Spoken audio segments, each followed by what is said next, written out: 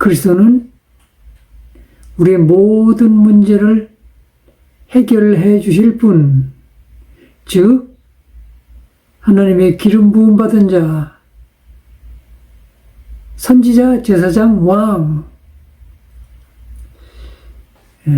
그런데 지난 시간에는 선지자는 어떤 역할이냐 하는 것을 살펴보았습니다. 그 중에 오늘은 제사장과 왕으로 오신 그리스도에 대해서 그 내용을 살펴보도록 하겠습니다.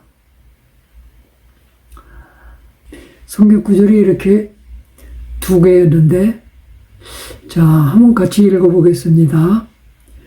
로마서 8장 1절. 그러므로 이제 그리스도 예수 안에 있는 자에게는 결코 정죄함이 없나니 이는 그리스도 예수 안에 있는 생명의 성령의 법이 죄와 사망의 법에서 너를 해방하였음이라.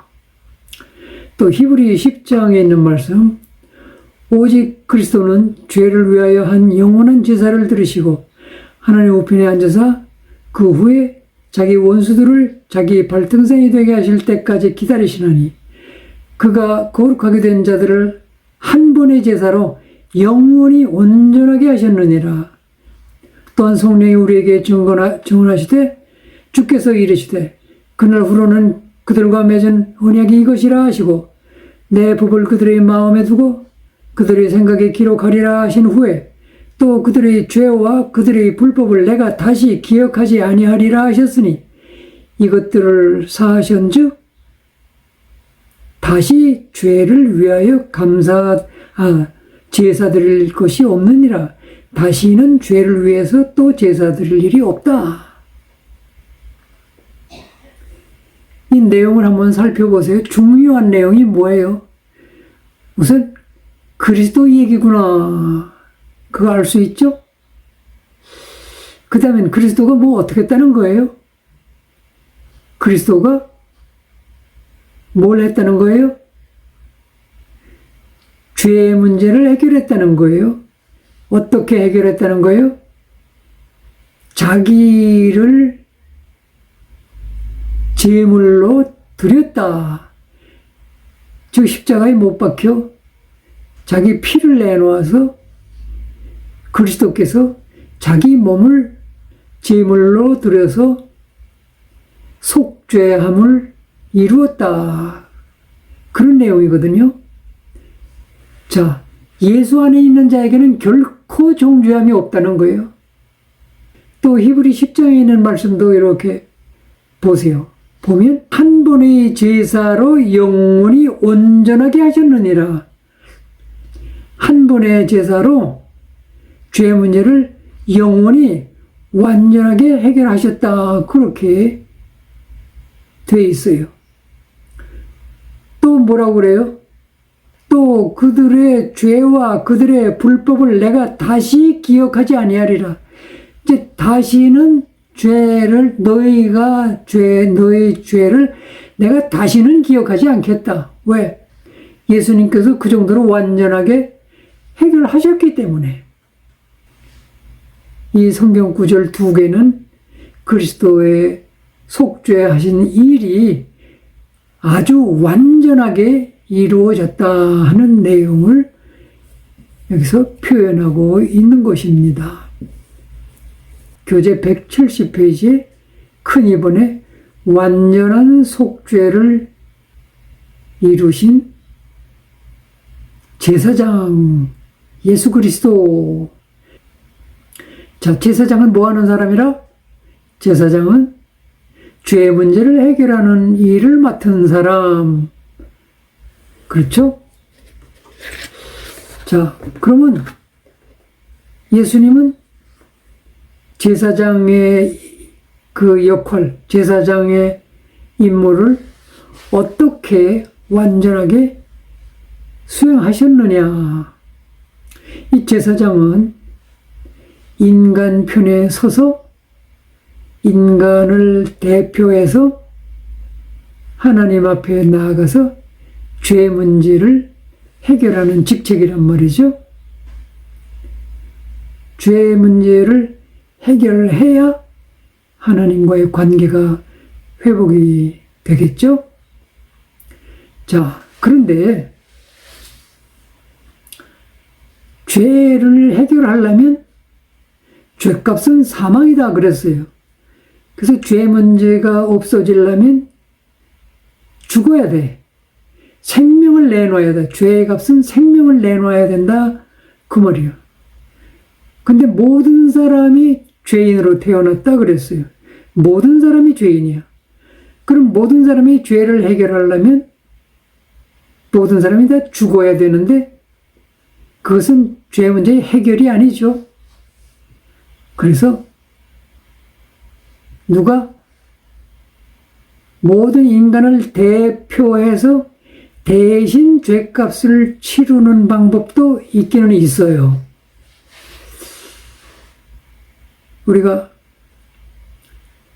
학교에서 5학년 7반 30명이 공부를 하는데 선생님이 다음 시간에 이 숙제를 다 해오세요. 숙제 안 해온 사람은 손바닥 10대 맞을 거예요. 그렇게 돼 있다고 그럽시다. 근데 그 다음 시간에 이렇게 보니까 숙제를 하나도 안 해온 거예요. 그러면 이 선생님은 30명의 손바닥을 전부 다 10대씩 때려야 되겠죠? 근데 다른 방법이 있을까요? 예, 다른 방법이 있어요. 반장일이 나와. 그 반장이 나오니까 네가 이 온 반 30명을 대표해서 네가 대신 10대 맞아. 이래가지고 반장이 그 반을 대신해서 대표로 손바닥 10대를 맞고 들어갔어요. 해결이 됐어요? 안 됐어요? 그런 식으로 누가 모든 인간을 대표해서 대신 생명을 내놓으면 되긴 되는데 그러려면 그 대표는 죄가 없어야 돼요. 대표도 죄가 있으면 자기 죄 값도 못 갚는 주제에 무슨 남의 죄를 갚을 자격이 없겠죠. 그래서 인간을 대표해서 대신 죄값을 치를 만한 사람도 없어요. 그러면 하나님은 이 죄 문제를 반드시 해결을 하셔야 되겠는데 어떻게 해야 되겠어요? 그래서 하나님은 자기 아들 성자 예수 그리스도를 보내셔서 사람으로 보내셨어. 원래는 성자, 성부, 성자, 성령 삼위 하나님 중에 성자 하나님이신데 사람의 육신을 입고 세상 속에 가서 인간을 대표해서 대신 죄값으로 생명을 내놓도록 하나님이 이런 지혜를 발휘하신 거예요. 그래서 예수님은 하나님이 육신을 입고 이 세상에 오셨는데 우리하고 똑같은 사람으로 오셨어요. 능력으로 잉태된 그런 사람으로 태어나서 죄가 없으신 사람으로 오셨단 말이에요. 그래서 이 예수님이 십자가에서 생명을 내놓으셨어요. 죄값으로. 우리 모두의 죄값으로 생명을 내놓으셨는데 그 피가 중요하다 그랬어요. 왜냐하면 구약에 보니까 생명은 피에 있나니 피가 죄를 속하느니라. 그렇게 되어 있어요. 그래서 구약에 있는 사람들은 구약에서 살던 사람들은 죄를 지으면 양의 피를 내놨어요. 자, 그것은 조금 있다가 이제 얘기할 건데 어쨌든 간에 완전한 속죄를 이루신 제사장 예수님이 바로 그 역할을 이 세상에 오셔서 감당을 하셨다. 자, 근데 구약시대에 양의 피를 대신해서 사람이 죄를 지었는데 양의 피로 죄값을 갚는다? 그것은 양의 피가 어떻게 사람의 죄를 대속할 수 있겠어요? 그래서 구약시대의 제사장들은 여러 명이 그 제사장이 죽으면 또 다음 제사장을 세우고 그래서 여러 명의 제사장들이 있기는 있었지만 사람들의 죄를 완전하게 해결할 수는 없었어요.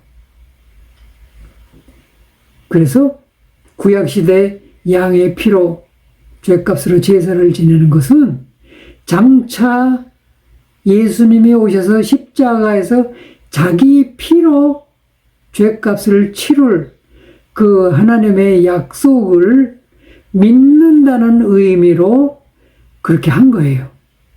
그러니까 양의 피를 가지고 하나님 앞에 나아가서 죄 용서함을 받는 그것은 사실은 장차 오실 예수 그리스도가 십자가에서 흘려주신 그 피로 죄 사함 받을 것을 믿습니다. 그런 상징적인 의미가 있어요.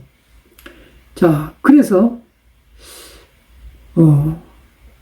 세례 요한이 예수님이 처음 나타났을 때 세례 요한이 예수님을 뭐라고 소개했죠? 기억 안 나죠? 세상 죄를 지고 가는 하나님의 어린 양을 보라. 그렇게 소개했어요. 그러니까 예수님을 세상 죄를 지고 가는 하나님의 어린 양이다. 그렇게 소개한 것은 왜 그렇게 소개했는지 알겠죠? 그러니까 구약시대를 살던 사람에게 이제 예수님이 나타났어요. 그래서 이제 양이 아니라 예수님의 피로 죄사함 받을 바로 그분이 드디어 나타나셨다. 그렇게 소개한 거죠. 자, 그래서 예수님은 바로 제사장으로, 진짜 제사장으로 이 세상에 오셔서 진짜 우리의 죄를 자기 자신을 제물로 드려서 자기 피를 내놓음으로써 즉 우리 대신 자기가 직접 죽으심으로 우리의 죄값을 다 치르셨다. 그래서 예수님은 진짜 제사장, 참 제사장의 역할을 하셨다. 자, 그러므로 우리가 죄의 문제를 해결하지 않으면 어떻게 돼요? 죄 문제를 해결하지 않으면 어떻게 돼요? 우리는 다 멸망할 수밖에 없어요. 사는 동안도 죄인으로 살면서 저주 속에 살고 실패 속에 고통과 불행 속에 살다가 죽으면 영원히 지옥에 가야 되는 그런 우리가 그런 운명에서 죄인의 운명에서 구원받으려면 어떻게 해야 돼요? 우리 죄 문제가 해결돼야 되겠죠? 죄 문제 해결하는 게 구원이죠? 그럼 구원받으려면 어떻게 해야 되겠어요? 뭐가 필요해요, 우리에게? 우리가 구원받으려면 그리스도의 피를 가지고 하나님 앞에 나가야 되는 거예요. 근데 난 예수 믿기 싫어. 그러면 어떻게 해야 돼요? 그러면 자기 피를 가지고 나가야지 뭐. 그러니까 여러분이 선택하세요. 여러분들이 구원받고 싶으면 그리스도의 피를 가지고 하나님 앞에 나가든지 아니면 자기 피를 가지고 하나님 앞에 나가든지 둘 중에 하나밖에는 길이 없겠죠. 자, 그래서 조금 전에 우리가 읽어본 성경 구절 두 개는 우리의 속죄에 대해서, 그리스도가 이루신 완전한 속죄에 대해서 확실하게 설명해 주는 성경 구절이었어요. 자, 그러면 거기 교재에 있는 것처럼 완전한 속죄를 이루신 제사장에 대해서 우리가 좀 더 구체적으로 한번 살펴보자. 그러면 첫째, 171페이지 1번. 예수님이 결국은 십자가의 죽으심으로 죄 문제를 해결하셨다는 건데, 그걸 조금 더 자세히 살펴보면 그게 무슨 의미냐? 예수님이 왜 십자가에서 죽으셨느냐? 예수님이 십자가에 죽으신 그 이유와 의미를 이제 몇 가지로 살펴보겠어요. 첫째는 하나님의 뜻을 따라서 십자가에서 죽으셨어요. 예수님이 괜히 십자가에 죽으신 것이 아니라 하나님의 뜻을 따라서, 즉 하나님의 뜻에 순종해서, 즉 하나님의 뜻을 이루기 위해서. 하나님의 뜻이라는 게 뭐예요? 하나님이 계획하시고 하나님의 약속하신 하나님의 뜻이 뭐예요? 즉 하나님이 하시려는 일이 뭐예요? 죄를 지어서 모든 인간이 다 멸망하게 된 이런 인간들을 다시 구원하는 게 하나님의 뜻이에요. 여러분들은 여러분의 아들이나 딸을 낳았는데, 자녀를 낳았는데 그 자녀가 병 걸려서 죽게 돼도 여러분들은 그냥 내버려둬요? 모든 것을 다 지불해서라도 살려내려고 그러잖아요. 하나님도 마찬가지로 자기가 창조하신 가장 존귀하게 자기 자녀로 하나님 나라의 백성으로 삼으시려고 하나님과 영원토록 함께 하려고 지으신 인간이 다 멸망하게 됐는데 그냥 두시겠어요? 어찌하든지 구원해야 되는데, 구원하기 위해서는 죄 문제를 해결해야 되는데, 죄 문제를 해결하기 위해서는 생명, 피를 내놔야 되는데 누가 피를 내놓겠어요? 그래서 예수님이, 성자 하나님이 성부 하나님의 뜻을 알아채고 그 뜻에 순종해서 육신을 입고 이 세상에 오셔서 자기가 십자가에 죽으시면서 그 피를 다 흘려 죄값을 치르셨다. 그런 말이 성경에 있나요? 성경 어디에 있어요? 그런 말이? 빌립보서 2장 5절에서 8절에 있는 말씀이 바로 그 말씀이요. 예수 그리스도는 원래 하나님의 본체였었는데, 성부, 성자, 성령 중에 성자 하나님이었었는데, 자기가 하나님이신 그 하나님의 자리를 고집하지 않고 사람이 되어 가장 비천한 종의 모습을 가지고 이 세상 속에 오셔서 하나님의 뜻을 순종하여 죽기까지 성부 하나님께 순종하셨다. 빌립보 2장 5절에서 8절에 있는 말씀, 여러분들이 거기다가 추가로 적어놨다가 나중에 읽어보세요.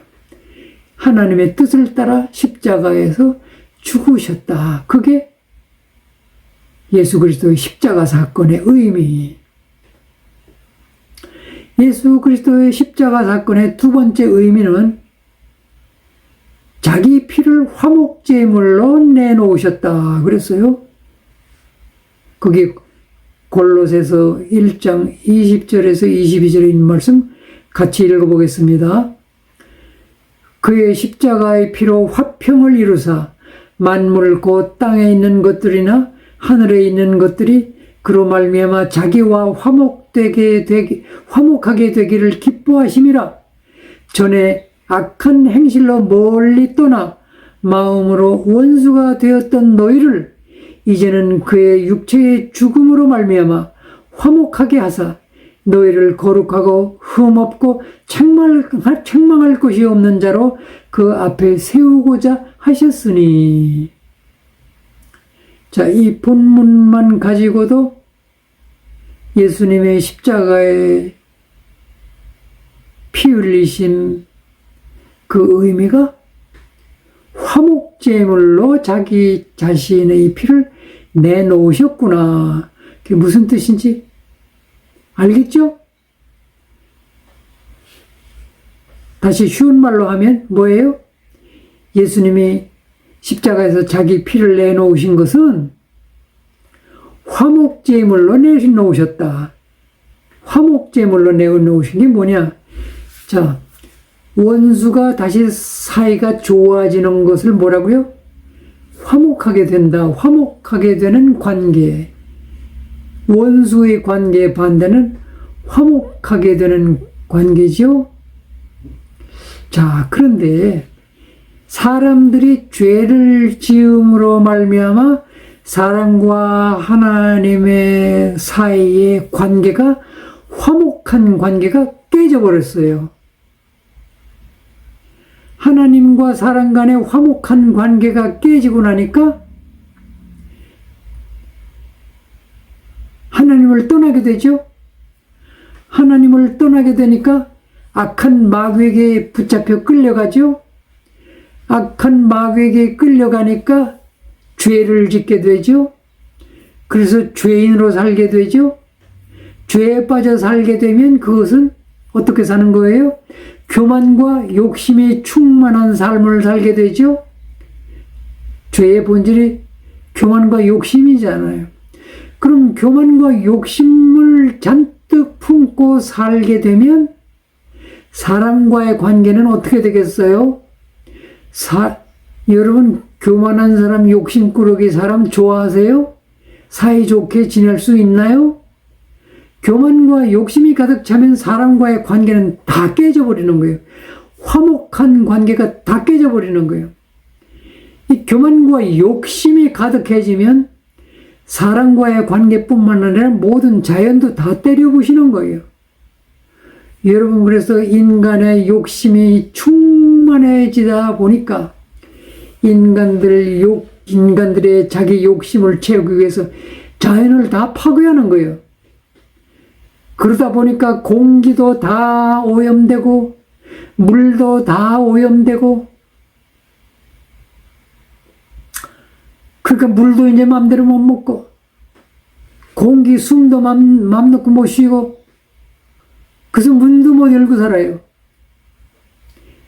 이게 도대체 공기가 왜 이렇게 나빠졌냐? 우리나라는 저 중국에서 그냥 공장들이 연기를 막 뿜어내니까 그게 바람을 타고 우리나라로 다 오는 거예요. 어쨌든 간에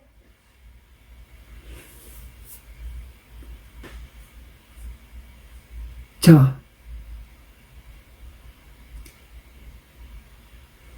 하나님과의 관계, 하나님과의 화목한 관계가 깨져버리니까 우리는 죄를 짓게 되고, 죄를 짓는다는 것은 우리 안에 욕심과 교만으로 살게 되니까 우리 이웃과 사람 간의 관계도 다 깨지고, 사람과 자연과의 관계도 다 깨지고, 심지어는 자기와 자기의 관계도 깨지는 거예요. 내가 나를 미워하는 거예요. 이것이 심해지면 내가 나를 죽이는 거예요. 자, 그러니 화목한 관계가 깨지는 게 이게 얼마나 우리도 이렇게 심각한 것을 느끼는데 하나님께서는 얼마나 심각하게 느끼시겠어요. 그래서 이 문제를 예수님이 해결하시려고 오셨다고. 그리스도께서 이 문제를 해결하시기 위해서 십자가에서 피를 내놓으셨어요. 왜? 죄 문제를 해결해야 하나님과의 화목한 관계가 다시 회복되니까. 하나님과의 화목한 관계를 회복하려면 죄 문제가 해결돼야 되니까. 그래서 죄값을 갚아야 되니까. 누가? 다른 사람 갚을 사람이 없으니까. 그래서 예수님이 이 죄값을 갚으시려고 십자가에 죽으셨다. 그래서 자기 피를 이 화목 제물로 내놓으셨다. 그 말이에요. 이해가 되셨죠? 자, 다음 페이지로 넘어가겠어요. 172페이지 가니까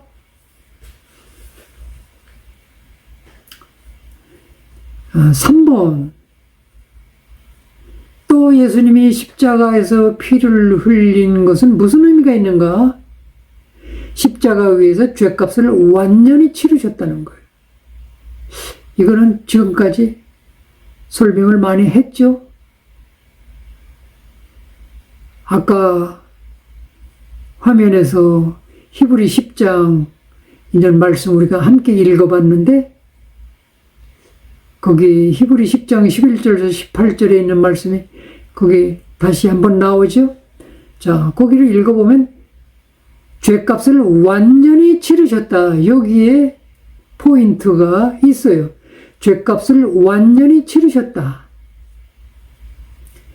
영원한 제사를 한 번에 드리셨다. 옛날에는 양의 피를 가지고 제사 드릴 때는 죄 지을 때마다 양을 죽여서 그 피로 제물을 삼았어요. 그런데 맨날 죄 지을 때마다, 그러니까 날마다, 해마다, 달마다 제사장은 맨날 제사 지내다 볼장 다 봤어. 그런데 이 제사를 예수님은 단 한 번에 완전하게 끝내셨다. 이제는 다시 제사 지낼 일이 없어졌다. 그런 내용이 거기에 있어요. 자, 이것이 우리에게는 얼마나 좋은 일이냐.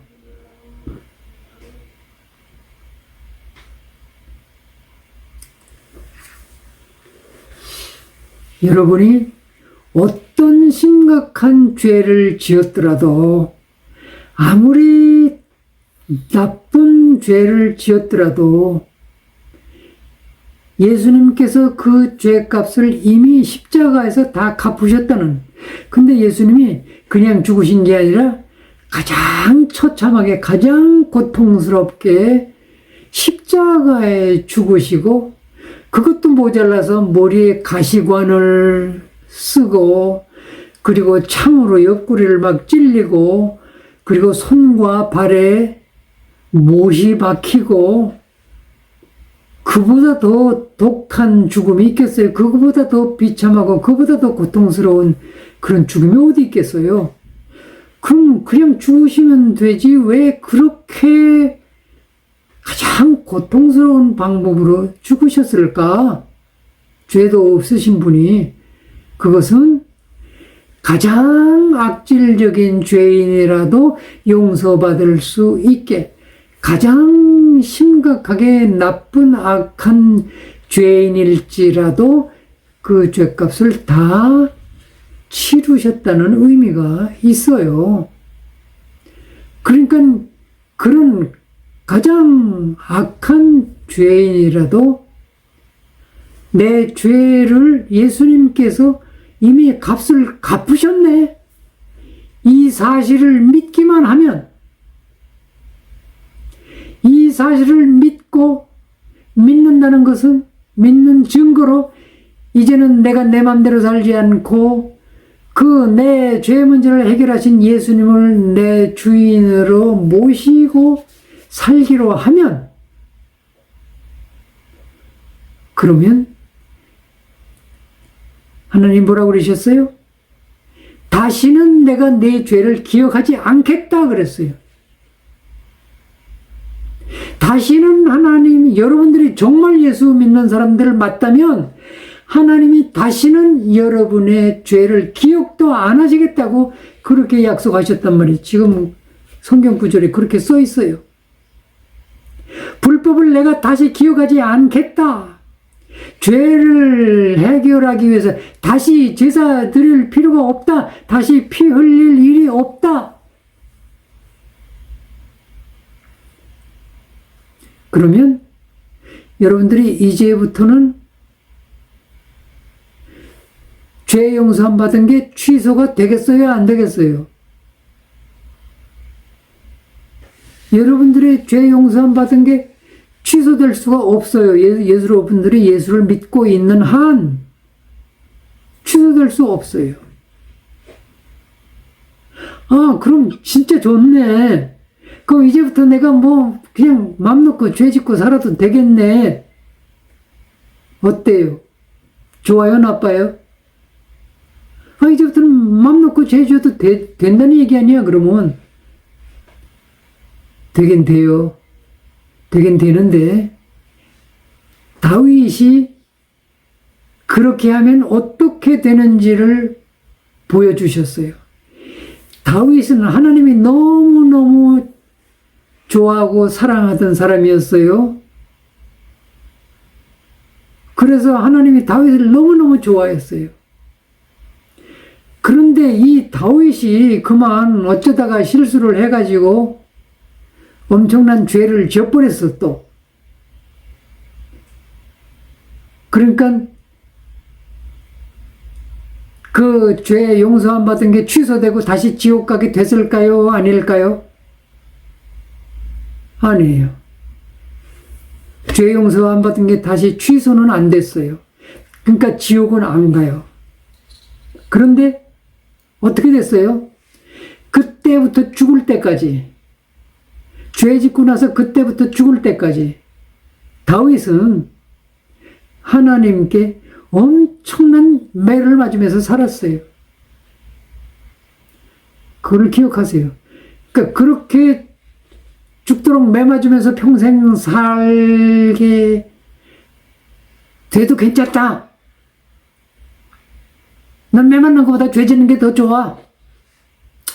그러면 그냥 죄 지으면서 살든지, 그게 그렇게 행복하고 기쁘다면 또 죄 짓고 살든지, 아니면 하나님의 은혜와 축복과 하나님의 사랑과 하나님의 능력과 하나님의 지혜와 이 하나님의 모든 것을 누리면서 행복하게, 기쁘게, 평안하게 사랑의 관계를 누리면서 하나님의 영광을 누리면서 그렇게 살든지. 그럼 여러분들이 아무거나 선택하셔도 좋은데, 여러분의 죄를 예수님이 완전 무결하게 해결하셨다는 사실, 그 여러분의 죄가 이제 해결했다는 그것이 여러분에게도 해당이 되려면 어떻게 해야 돼? 예수님이 내 문제도 해결하셨다고? 그 참 고마운 일이네. 감사해요. 그러면 되는 거예요? 그 정도 가지고는 안 되고, 그 예수님을 내 예수님으로 나하고 예수님이 꽉 붙어야 예수님이 하신 일도 나하고 적용이 확실하게 되는 거예요. 우리는, 예수님은 포도나무, 우리는 가지라고 그랬어요. 가지가 포도나무에 붙어 있듯이 그렇게 예수님과 우리가 관계를 만들어야, 관계가 있어야 예수님이 해결하신 것도 내게 다 완전히 해결되는, 적용이 된단 말이야. 그래야 그때부터 하나님의 모든 것을 누리고 살아요. 즉 진짜 하나님의 자녀로 산단 말이야. 하나님의 자녀가 되면 엄청 좋겠죠? 그러면 하나님 아버지, 나 짜장면 먹고 싶어요. 짜장면 좀 주세요. 그러면 주실까 안 주실까? 주실 수도 있고 안 주실 수도 있지. 하나님이 이렇게 보시기에 너 지금 짜장면 먹으면 안 되겠는데? 그러면 안 주시겠지. 그래? 너 지금 짜장면 먹는 거 좋겠다? 그러면 짜장면도 주실 거야. 왜? 하나님 우리 아버지니까, 이제. 근데 아버지 맞는데 그 아버지는 세상 아버지하고 달라요. 우리를 너무너무 사랑하시고 너무너무 좋은 것을 다 주시지만 우리가 또 죄를 지으면 엄청나게 매맞아요. 각오하시라고. 자, 그 다음에 네 번째는 율법의 저주에서 우리를 건져내셨다. 예수님이 십자가에서 죽으신 것은 또 어떤 의미가 있느냐? 우리가 다 하나님으로부터 율법을 받았는데 왜? 하나님의 백성이 되려면, 하나님 나라의 백성이 되려면, 그럼 하나님의 법을 지켜야 돼요. 하나님 나라의 법을 지켜야 하나님 나라 백성이 되는 거야. 왕이신 하나님께 다스림을 받고 보호하심을 받으려면, 즉 하나님 나라에서 안전하게 살려면 하나님 나라의 법을 지켜야 돼. 그게 율법이야. 그래서 하나님이 율법을 주셨어요. 모세를 통해서 우리에게 율법을 주셨어요. 율법을 주시면서 하나님이 뭐라고 그러셨느냐? 이 율법을 꼭 지켜야 된다. 율법을 안 지키면 엄청난 저주를 받게 된다. 그 저주가 얼마나 엄청난 저주냐? 알고 싶으세요? 그러면 구약 신명기 28장 15절부터 68절까지를 읽어보세요. 율법을 안 지키면 어떤 저주를 받게 되는지, 하나님이 율법을 주시면서 이 율법을 안 지키는 자는 저주를 받을 거야. 자, 그런데 문제는 이 율법을 제대로 다 지킬 수 있는 사람이 한 사람도 없다는 사실이에요. 이 율법을 99가지를 지키고 한 가지를 못 지키면 어떻게 되나? 한 가지를 못 지키나 99가지를 못 지키나 법을 못 지킨 건 마찬가지야. 그러므로 이 율법을 다 지킬 사람이 없는 거예요. 그러면 모든 인간은 율법을 지킬 수 없어. 그럼 모든 인간은 어떻게 돼? 저주 가운데 살아야 돼. 그럼 이거 뭐 어떡할 거야? 그래서 성경은 또 이야기합니다. 거기 4번 율법의 저주에서 건져내셨다 하고 갈라디아 3장 13, 14절 본문 한번 같이 읽어봅시다. 그리스도께서 우리를 위하여 저주를 받은 바 되사 율법의 저주에서 우리를 속량하셨으니 기록된 바 나무에 달린 자마다 저주 아래에 있는 자라 하였음이라. 이는 그리스도 예수 안에서 아브라함의 복이 이방인에게 미치게 하고 또 우리로 하여금 믿음으로 말미암아 성령의 약속을 받게 하려 함이라. 그렇게 써있죠? 예수님이 십자가에 나무에 매달려 죽으신 것은 우리의 저주를 예수님이 대신 받은 것이다. 우리가 율법을 지킬 수 없기 때문에 율법을 못 지키면 저주를 받아야 되는데, 그럼 어떻게? 그 저주를 예수님께서 대신 받으신 것이다. 그 말이에요. 자, 그런데 거기 중가운데 보니까 예수 안에서 아브라함의 복이 이방인에게 미치고, 여기 난데없이 아브라함의 복이 이방인에게 미치고, 이것은 또 무슨 의미가 있는 건가? 자, 이것은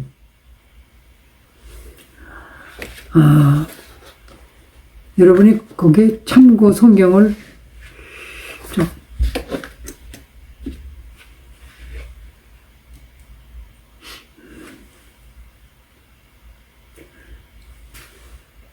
로마서 4장 18절로 25절에 무슨 말씀이 있는가 하면 제가 읽어드릴게요.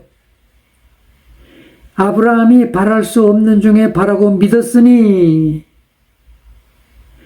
이는 네 후손이 같으리라 하신 말씀대로 많은 민족의 조상이 되게 하려 하심이라. 그가 백선화되어 자기 몸이 죽은 것 같고 사라의 태가 죽은 것 같음을 알고도 믿음이 약해지지 아니하고 믿음이 없어 하나님의 약속을 의심하지 않고 믿음으로 견고해져서 하나님께 영광을 돌리며 약속한 그것을 또 능히 이루실 줄을 확실히 믿었으므로 그러므로 그것이 그에게 의로 여겨졌느니라. 그러면서 이것은 아브라함만 위한 것이 아니요 의로 여기심을 받을 우리도 위함이니 즉 예수 우리 주를 죽은 자 가운데서 살리신 이를 믿는 자니라. 예수는 우리가 범죄한 것 때문에 내어줌이 되고 또한 우리를 의롭다 하시기 위하여 살아나셨느니라. 아브라함이 하나님이 말씀하시는 것을 믿었을 때 그 믿음을 보시고 너는 의롭다 이렇게 인정해 주신 것은 아브라함만 위해서 그렇게 한 게 아니라 오늘 예수 믿는 사람들을 위해서도 이미 아브라함 때 그렇게 하나님이 인정을 해 주신 거다 그 말이야. 즉 율법을 지킴으로 저주에서 벗어날 수 없는 사람들을 위해서 하나님이 무슨 길을 열어주셨느냐? 율법 못 지켜서 저주받을 것을 예수님이 대신 받게 하시고 그 사실 예수님이 내 대신 저주도 가져가셨구나 이 사실을 믿을 때에 의롭다함을 여기심을 아브라함에게 하나님이 그리셨던 것처럼 아브라함도 다 지킬 수 없었어요. 그래서 하나님의 말씀을 믿으니까 그 믿음 보시고 그래 넌 됐어 이렇게 해주신 것처럼 오늘 우리도 나는 지킬 수 없지만 예수님이 대신 지켜주셨네. 예수님이 하나님의 뜻을 대신 순종하셨네. 우리는 순종하지 못한 거 예수님이 대신 순종하셨네. 우리가 지키지 못해서 받을 저주를 예수님이 대신 가져가셨네. 이게 십자가의 의미란 말이에요. 그 사실을 믿으면 하나님께서 여러분들도 받아주시겠다. 그런 뜻이 있다는 것을 말하는 거예요. 그래서 십자가에 죽으신 의미는 율법의 저주에서 우리를 건져내신 그런 의미가 있는 것이다. 자, 그 다음에 5번째는 174페이지 5번 하나님과 우리 사이에 중보자가 되어주셨다. 예수님이 십자가에 죽으신 5번째 의미는 하나님과 우리 사이에 중보자가 되어주셨다. 중보자가 뭐예요? 중보자. 우리 복덕방을 뭐라고 그래요? 중개업소라고 그러죠? 중개인. 이쪽과 이쪽을 연결해 주는 것. 자, 김 선생님과 이 선생님이 싸우고 사이가 아주 나빠졌어. 원수가 돼버렸어. 그래서 내가 가서 이쪽 저쪽을 화해시키려고 양쪽에 서로 설득을 해가지고 두 사람이 다시 사이가 좋게 화목하게 내가 중재 역할을 잘 했어. 그거를 중보자라 그래요. 중보자. 예수님은 하나님과 우리 사이의 관계, 화목한 관계가 깨져버렸어. 그래서 예수님이 이 깨진 관계, 우리와 하나님 사이를 다시 이어주시려고 중보자의 역할을 해 주셨어. 근데 우리와 하나님 사이에 다시 관계 회복을 시키려는 중보자로서 역할을 하려면 하나님과 우리를 다시 화목한 관계를 이어주려면 무슨 문제가 해결돼야 되겠어요? 죄 문제가 해결돼야 관계가 회복되겠죠? 그래서 우리를 중보자의 역할을 하시기 위해서 하나님과 우리와의 관계, 끊어진 관계를 다시 회복시켜 주시려고 그래서 예수님이 십자가 위에서 죄 문제를 먼저 해결하셨다는 거예요.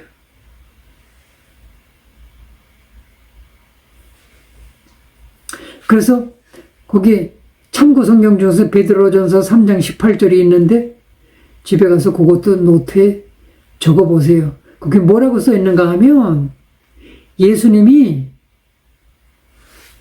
의로우심에도 불구하고 마치 죄인인 것처럼 죄값을 다 십자가에서 치르고 나서서 그 예수님이 우리를 하나님께로 인도해, 우리를 끌고 하나님께로 우리를 인도해 가셨어요. 그래서 하나님 앞에 우리를 끌고 가서 아버지, 얘 죄를 내가 다 해결했거든요. 그러니까 이제 노여우심을 푸시고 받아주세요. 얘 자녀로 받아주세요. 예수님이 그리스도께서 그런 중보자 역할을 하셨다는 거예요. 거기 디모데전서 2장 한번 같이 읽어보겠어요.